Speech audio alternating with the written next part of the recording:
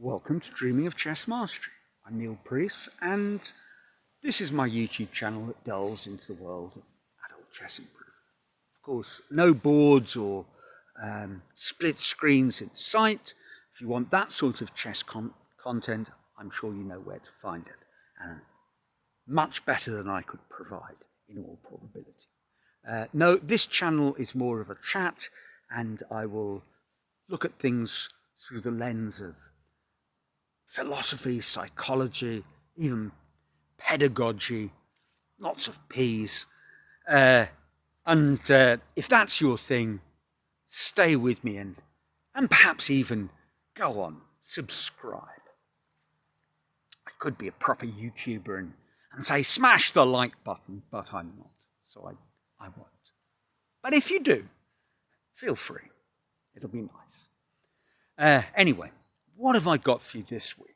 Well, a few months ago, I spoke about a book that I was starting to study called Cognitive Chess. It's a book about visualization training, or as the fairly well-known chess figure, Aidan Rayner, blogger, YouTuber, coach, as he calls it, conceptualization. Because visualization is a bit of a misnomer, because not all of us visualize chess in a visual way. Some of us visualize chess in a way that is more abstract, a set of relationships, words perhaps. So he calls it conceptualization. Cognitive chess is working in that area. And so I mentioned that I was going to start working on this book, and I haven't given any sort of real feedback for some time. I thought this week, why not? I'm nearing the end of the third chapter. The book consists of 150 days worth of exercises or sets of exercises. I think it's 5 per day on every day. And I've passed the 30 mark, but it hasn't taken me a month, probably more like 2 months. I get distracted from time to time, or I'm traveling, stuff like that. And as I've got into the book, one of the things that's become very clear to me is that there's no point doing these exercises if I'm not thinking clearly. They're not exercises to do when you have a bit of a fuzzy head for whatever reasons. So sometimes I give them a skip, but most days I'm working on the exercises. Now, some people have suggested, perhaps it was Wojciech Miranda, a very strong player and writer and chess coach, over 2600, has suggested that visualization might be an area that many amateurs could work on, a sort of a gap in their chess education. He talks about people in the range of sort of 15 to 1800, and if I'm being honest, I'm stronger than that, but it certainly wasn't something that I ever consciously worked on, not something that I ever did as a sort of party trick.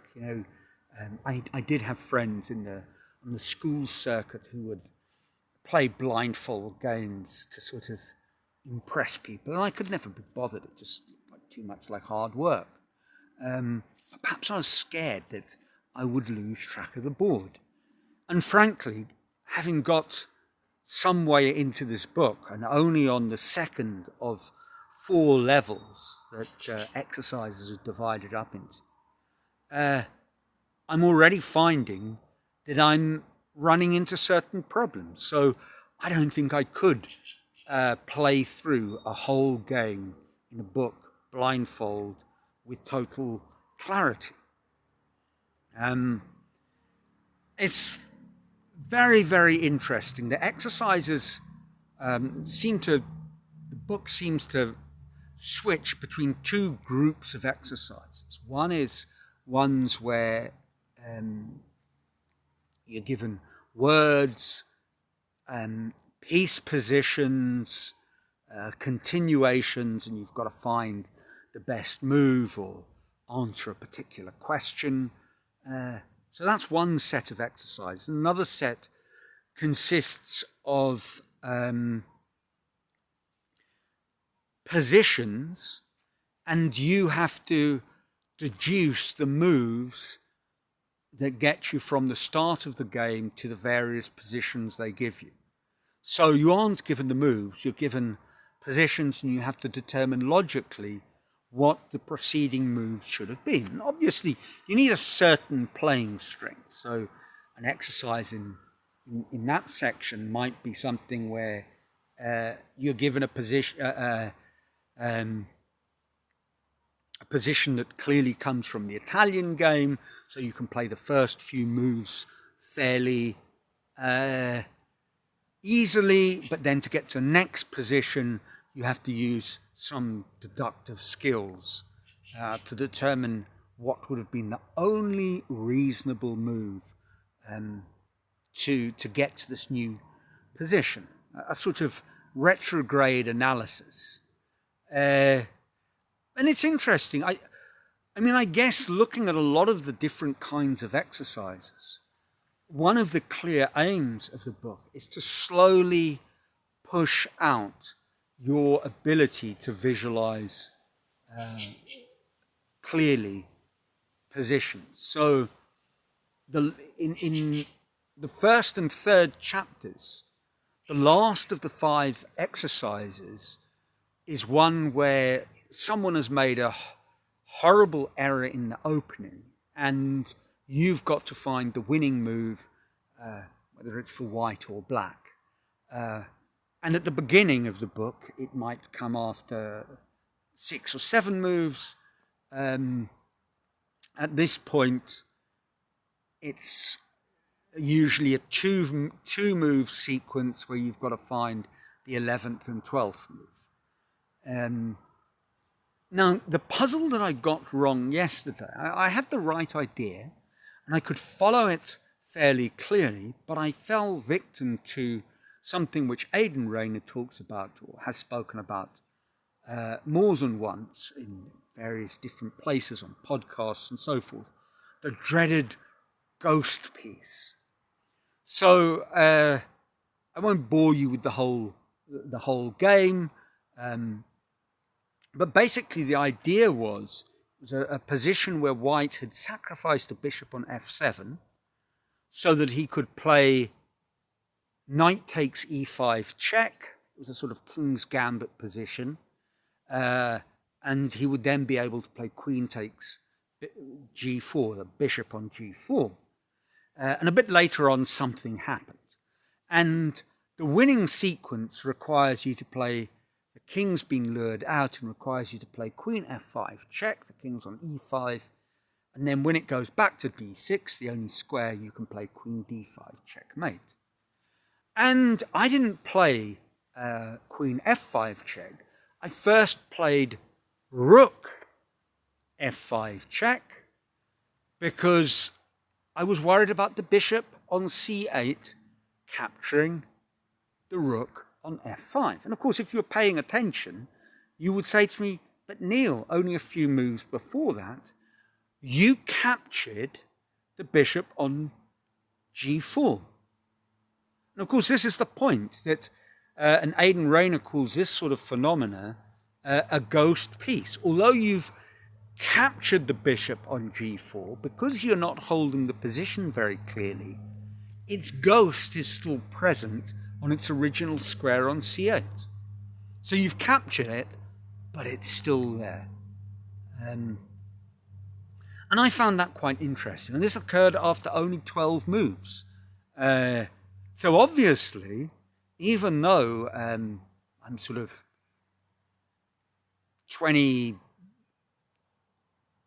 200 on daily chess in chess.com, my ability to visualize is not well developed at all. And it struck me that I'm probably not exceptional in that regard. Maybe if you grew up in the dreaded gulags, or no, not the gulags, the Soviet school of chess, Russian school of chess, House of Young Pioneers, as I think they were known as, maybe a diet of blindfold chess would have been something that you were brought up on. But I wasn't. And you might not have been too. And it does seem that being able to see the board with clarity, if I do this in these exercises, is my lack of clarity in visualizing positions affecting my calculation? I'm not sure. I say I'm not sure because it's not often that I calculate a 23-ply sequence in my games. I mean, how often does that come up? Almost never. But what probably is true is that much earlier in that sequence, I'm starting to lose focus, so to speak, in my visualization, conceptualization of the position. And as I say, I wouldn't count myself as an intermediate, average sort of club player. I think I'm probably at the stronger end of the spectrum, but this is true for me. So I suspect probably it's true for most of you out there as well. And there's not a lot of resources for improving this skill. I've been looking at a series of books, and there's one quite tempted to buy. I think it could be my Christmas present, which is Davrin Kulyasevich's Study Chess on Your Own workbook series. And those look very interesting. But of the 5 sections, the first one is a series of visualization exercises. He talks about it as if it's something akin to sort of stretching or calisthenics in sports.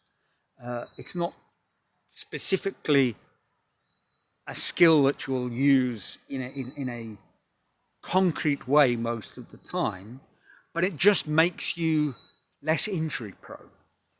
Probably a good metaphor that. So as I say, I'm quite early in this process of working through cognitive chess. I'm guessing at least somewhere in the region of 5 months to go. But it's something that I think will prove very worthwhile in the long run. And it is a book that if you're out there looking for something that might be a game changer, and if you are sort of, I would say, 1,500 plus, and I would say 1,500 FIDE, and somewhere in the region of 1,500 to 2,000 FIDE, maybe a bit below that, possibly a bit above that as well, but definitely the 1,500 to 2,000 range. I have no doubt that you'll get a lot out of this book. Even if at the beginning you might find some of the exercises a little straightforward, there's a progression to them. I think it's carefully thought through. So perhaps you need to do those first sets of exercises as warm-ups to eventually get to a point where you can really start building your visualization muscle. So that's it for this week. Let me know what you think in the comments below, and otherwise I do hope you're enjoying your chess, and until next week, from a sunny Brazil, ciao.